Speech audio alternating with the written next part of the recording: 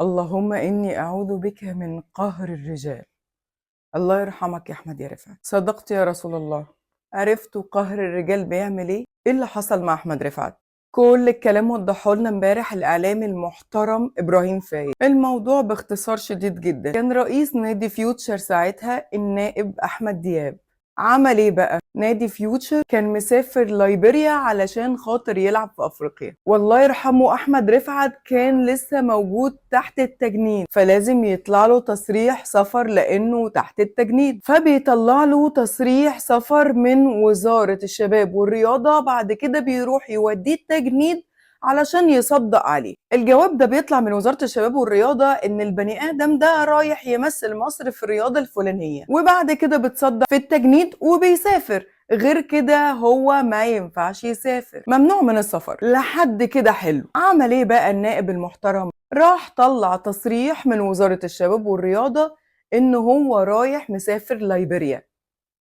حلو لحد كده، وسافر فعلا. لكن قبل كده نائب المحترم احمد دياب كان متفق مع نادي الوحدة الاماراتي ببيع احمد رفعت $500,000. بلاش كلمة بيع دي علشان الناس بتضايق منها، يسميها اعارة احلى واشيك. حتى اتفق على اعارة اللاعب احمد رفعت وهو مسافر على ليبيريا. راح كان في ترانزيت، قالوا له ده احنا اتفقنا واحنا في الترانزيت، الناس شافوك كده وانت في الترانزيت عجبتهم، احنا هنمضي معاهم. هنمضي معاهم ازاي؟ انا ممنوع من السفر، انا بس تصريح السفر طالع لي ان انا رايح ليبيريا وراجع. قال له مالكش دعوة، احنا مليسين وكل التصاريح موجودة، ما تقلقش يا احمد. سافر ولاعب مع فيوتشر في افريقيا، وبعد كده روح يا احمد على الامارات. اروح ازاي يا سيادة النايب؟ طب والورق؟ ما تقلقش يا احمد كله في التمام. يا سيادة النايب انا مش عايز اعمل حاجة مش قانونية. عيب عليك يا احمد، هو انا يعني هخليك تعمل حاجة مش قانونية؟ روح يا احمد واتكل على الله،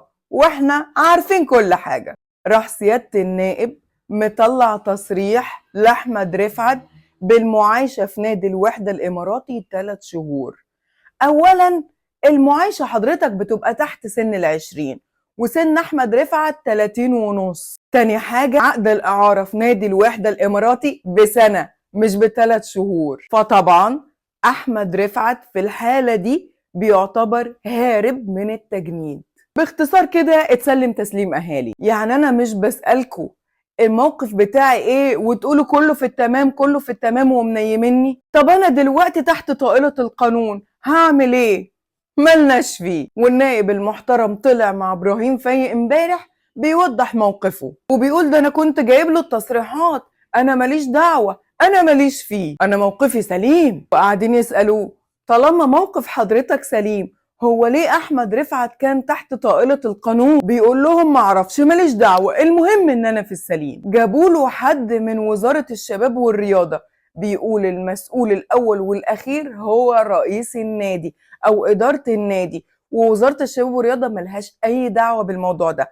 احنا بنطلع جواب وهم بيودوه للتجنيد علشان يصدقوا عليه. رجع اتصل بيهم تاني وقال ماليش دعوة، انا موقفي سليم. اتصل بعدها رئيس نادي انبي المحترم ووضح يعني وما خافش من اي حاجة، وقال كلمتين فيهم الشفاء.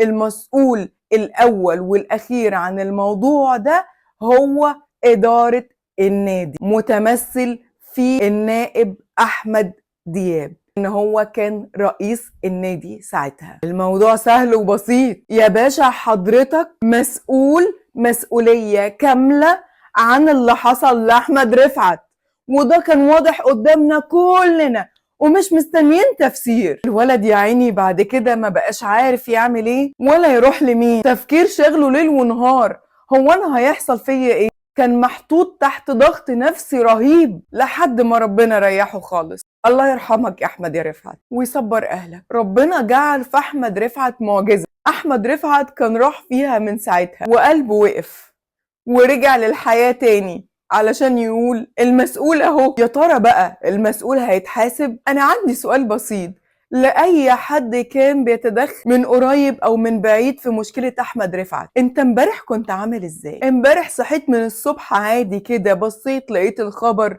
قلت الله يرحمه ورحت كملت شغلك ورجعت بيتك واتغديت مع عيلتك ومع أسرتك، ورحت بعد كده أنا داخل أخد الشاور بتاعي، وبالليل نمت عادي كده، عشت حياتك عادي كده، أنت مش حاسس إنك عملت أي حاجة. طب أحمد رفعت ارتاح، عيلة أحمد رفعت اللي بيفتكروا ربنا مش هو اللي بيكون تعبان، اللي وراه واللي معاه هم اللي بيتعبوا. فكرت فيهم ولو للحظة؟ فكرت في قهرته لما وقع قدامنا كلنا في الملعب؟ طب يا ترى المسؤول هيفضل متساب كده علشان يعمل كده ونشوف أحمد رفعت جديد، ولا هنشوف تحقيق ويتطبق عليه القانون؟ الله يرحمك يا أحمد يا رفعت ويصبر أهلك.